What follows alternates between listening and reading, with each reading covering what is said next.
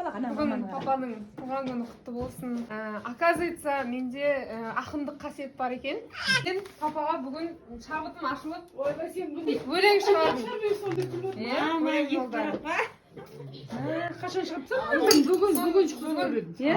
Мен өзі бір Мансұр деміз жатқанда бір шабыт келді да, папамның туған күніне. Не айтам бүгін? Оқып беруге рұқсат етіңіз деп.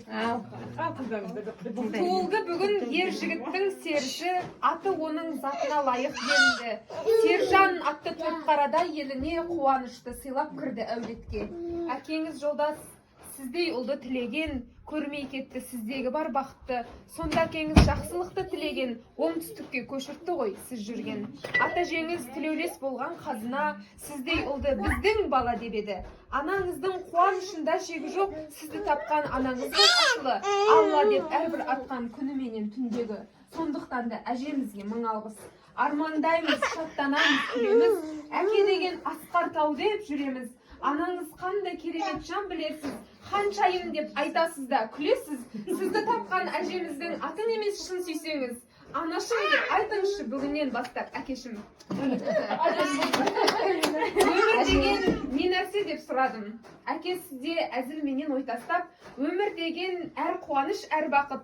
Сүре білсең Алла берген сынағым. Өмір деген сол екен ғой шырағым. Дедіңіз сіз бір оймен маған қарап, түсінерсің әр нәрсені өмірде, санаң жетсе өмірге сен икемдел.